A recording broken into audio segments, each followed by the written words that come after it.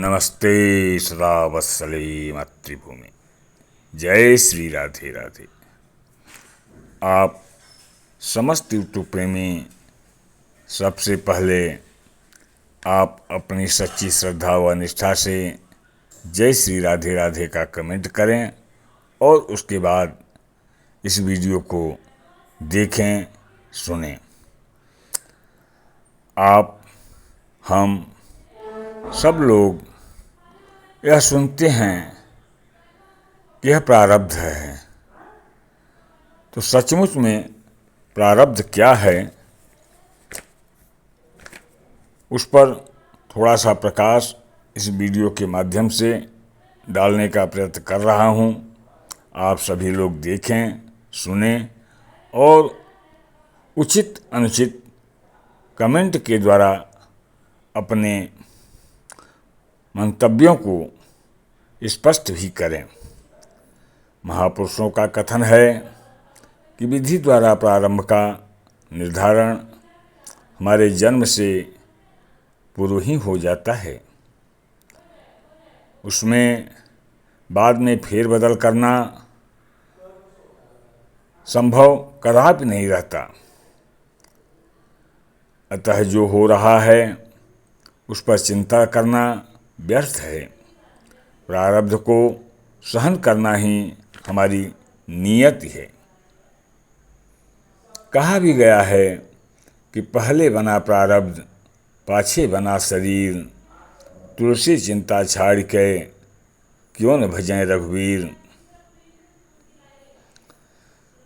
रामायण का एक प्रसंग है, जब राम माता कैकेयी के दुराग्रह पर वन गमन कर गए थे और उनके विरह में राजा दशरथ जी ने प्राण त्याग दिए थे, तब भरत जी बड़े व्यथित हो गए। वे किसी भी प्रकार से अपने को संभाल नहीं पा रहे थे और स्वयं को ही सारे घटनाक्रम की जड़ मान रहे थे। उस समय गुरु वशिष्ठ ने सांत्वना देते हुए भरत जी से कहा था, सुनहु भरत भावी प्रबल, बिलखि कहउ मुनिनाथ। हानि लाभु जीवनु मरनु, जस अपजसु विधिहान। एक की विनती के अनुसार हस्तिनापुर के राजा धृतराष्ट्र के 100 पुत्रों के युद्ध में वीरगति को प्राप्त हो जाने के बाद उन्होंने भगवान श्री कृष्ण से पूछा कि जीवन में मैंने ऐसा कोई भयंकर पाप नहीं किया जिसके फलस्वरूप मेरे 100 पुत्र एक साथ मर गए। भगवान ने उन्हें पूर्व जन्मों को देखने के लिए दिव्य दृष्टि प्रदान की। तब राजा ने देखा कि 50 जन्म पहले वे एक बहेलिया थे और उन्होंने वृक्ष पर बैठे हुए पक्षियों को पकड़ने के लिए जलता हुआ जाल फेंका था, जिससे 100 पक्षी अंधे होकर जाल में गिरे और मर गए।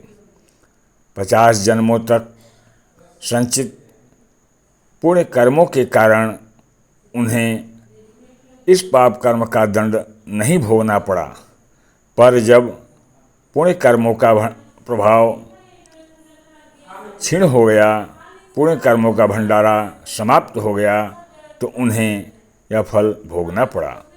इस कथा का सारांश यही है कि कर्म का फल अकाट्य है, अचूक है, उसे भोगना ही पड़ता है। यही प्रारब्ध है। सच तो यह है कि कर्मों के अनुसार हमारे जीवन में विषय और प्रतिकूल परिस्थितियां तो आएंगी ही, उन्हें रोका नहीं जा सकता। अतः हमें उनका सामना करना है।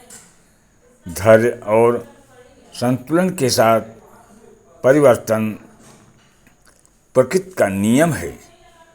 इसलिए विश्वास करें कि यह परिस्थिति भी सदैव नहीं रहेगी। जगत और जीवन में कुछ भी अस्थायी नहीं है। अतः यह आशा रखें कि प्रतिकूल परिस्थिति का समय आने पर अंत अवश्य होगा। यदि हर संभव प्रयास करने के उपरांत भी परिस्थिति परिवर्तित नहीं होती तो तपस्या मानकर उसका सामना करना ही सर्वोत्तम उपाय है।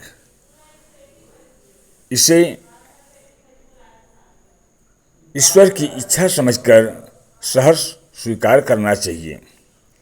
दुख सहन करते समय यह धारणा दृढ़ करनी है कि हमारे विकर्म इसके द्वारा क्षीण हो रहे हैं, नष्ट हो रहे हैं और हमारा निर्मलीकरण हो रहा है।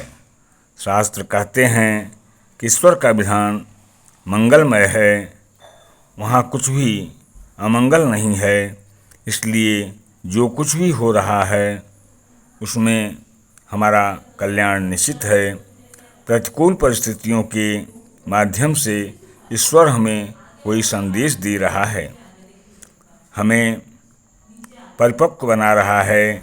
जिस प्रकार अग्नि में तपने के बाद स्वर्णाभूषण शुद्ध हो जाता है, उसी प्रकार प्रतिकूलता का ताप हमारे व्यक्तित्व को निखार देता है। यही सचमुच में प्रारब्ध है। प्रारब्ध हर व्यक्ति को भुगतना पड़ता है, अच्छा भी होता है, बुरा भी।